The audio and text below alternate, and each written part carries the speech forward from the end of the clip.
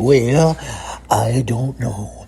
No, this is not Ronald Reagan. Oh, it's another episode of the Rex Heurmann murder trial. And I know it is not Monday, but I was absent for 2 weeks, not because of anything with me, but just because there were no developments with the case, or at least none worth bothering you people with. But there are 3 major developments in the case, and all something aimed towards the successful prosecution of Mr. Heurmann.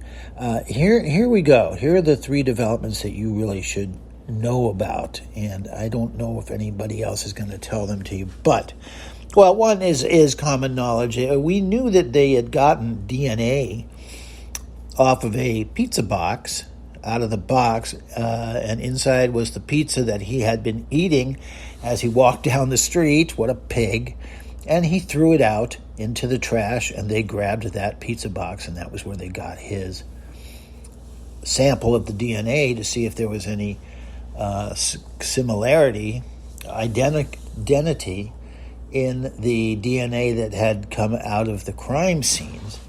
And it now turns out that there is was a hair on one of the women's bodies that exactly the DNA matches Mr. Heurmann's. So that's next to impossible to explain away. Why is his DNA on their body? I don't know. The second point, which has been hinted at before but is now being ruled out, is that they said that people have said that there were women's DNA samples on the murdered victims other than the victims' own DNA themselves. Although that's a fact, they've now chased him down and said that there's no women involved in the murder here, at least not at this point. There's nothing in the entire Heurmann scene, Gilgo Beach, there's nothing in there that would indicate that he had an accomplice or that a woman was involved in the killings. It's just that most likely it could be transference where, he has a business world and he has a wife and they put their world together and go out in the world and she gets her hair on his body and on his clothing. And so it would get on the body of somebody else that he was killing. And it did. That's extremely sad. And third, not a DNA story, but they have now finished the timing of the horrible acts that the killer in this case did. So notice I was nice enough not to say Rex did. But when the killer did not only the killings, but some of the tormenting calls to the younger sister of one of the victims, saying, "You know what I did to your sister? You know what I did to her? I killed her. And you know how I killed her?" Well, those periods happened to just amazing. They time coincidentally with when his wife and I think the kids were out of town too. The most egregious one is when she made a couple of trips to Iceland, and he seemed to have a lot of reason to send her out. Why don't you go on that trip to Iceland? We need that sweater really badly that we were going to give our secretary. You don't have to go to Iceland to find a sweater. Well, so he sent his wife, and she went, and she bought the sweater, and she brought it back. It's a nice sweater. And during that period, one of the sisters got tormented, and it's possible that a different woman was killed during that period. So he killed one woman and then used her phone, because she had burner phones, the victim, and he used them to call the sister and make horrible comments. And then he also, when she started getting wise to it, he used the murder victim, her older sister's actual burner cell phones to make the calls. That takes a lot of nerve, but he did it because he wanted to shock her. He knew she would take the call. So she started getting to where she wasn't taking the calls, and he said, I'll fix you, baby. And so he called her on her dead sister's phone, and of course she's got to take that. She can't not take a call. It could be the sister saying, well, I'm alive, guess what? And every time he'd say, it's me, your sister's still dead, I still fucked her and killed her. So he's truly just the grossest human being. He has absolutely no empathy for other people, no idea of right and wrong, no idea that other people exist other than as something that he can exploit. And he's just really a terrible, terrible person. Hey, there's a fantastic deduction from all of the information that we've seen.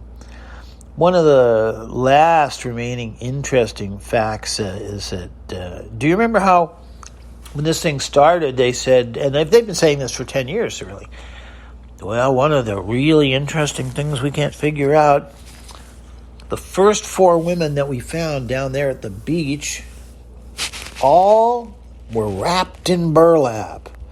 Why would anybody be wrapped in burlap? They've known the whole time. They were just trying to give themselves some playroom so that they could go around claiming that they did not know, and that would make him be sharp or loose, so he would come out and maybe make mistakes or not realize he was being followed. But even at that time back then, they knew the burlap was the type that hunters use. There's a specific type that when they kill their prey out in the woods, they package it up. They use a certain type of burlap, and that's the type that had been used on the 4 women. And that was important because that let them know, and he didn't know that they knew that the killer in this case was a hunter, an avid hunter. Boy, he's got he's got 300 guns in the basement of his house. But what they didn't say is that many, if not most, are hunting rifles. He's got just a craze for hunting. And the last thing is, one of the keys that brought this guy out, they didn't know this, but one of the prostitutes, it's not clear what he was. They shared a house. He doesn't say they were boyfriend and girlfriend. He doesn't deny it. He did walk her out that night and kissed her goodbye when she went, and this was like, she broke her rule that she never broke. She never went without her host, or what would you call it, chaperone? Is that the good word? So, and, that's a good idea. Don't do that. Well, this time she did, because the guy, insisted on, don't bring anybody with you, don't bring a phone, don't bring this and that. So she got in the car with the guy, but the interesting thing was that the boyfriend said that he recognized the guy. He'd seen him a few times before. He said he looked like an ogre. And I think that's true. And you can kind of see that because when Heurmann walks around, he's a full head taller than the people around him. Even the big burly cops, he's way taller than. But this guy said he looks like an ogre, and he's had numerous or multiple calls to her. So that meant that they could go back to her call log, because she's now dead, and look at, well, who is the guy that called her for dates, that made long phone calls, trying to haggle this and that and this and that. What did this tell them about him, that he was a haggler, a businessman, da-da-da? And that breaks into when they got some of these phones and looked at where had the harassing calls been made to the family members. They were made to a certain area of Manhattan where this guy's office was. Wasn't that amazing? And the boyfriend of this woman that kissed him goodbye and got in the car with Heurmann said that he recognized the model of pickup truck that, or kind of an SUV, an old clunky whatever, that she'd gotten into with him. And wasn't it odd that car then disappeared when she disappeared as well? Wow, that's weird. Why would Heurmann have a car that just disappears? But because he's a pack rat, like all the criminals are, they never throw the stuff away. They found that he had an old plot of land in South Carolina. He was sure they'll never find this.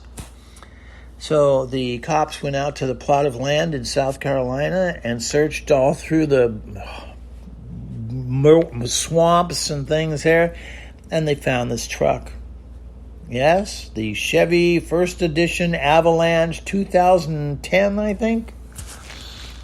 And exactly what this guy had seen his girlfriend get into, the ogre's car the ogre was driving, well, now they found it on Rex Heurmann's plot in South Carolina. His land plot is what I mean by that. And we'll talk to you next week. Thanks for listening. It's been Glenn. I'm your host. And this is the Rex Heurmann Trial Podcast. Please subscribe.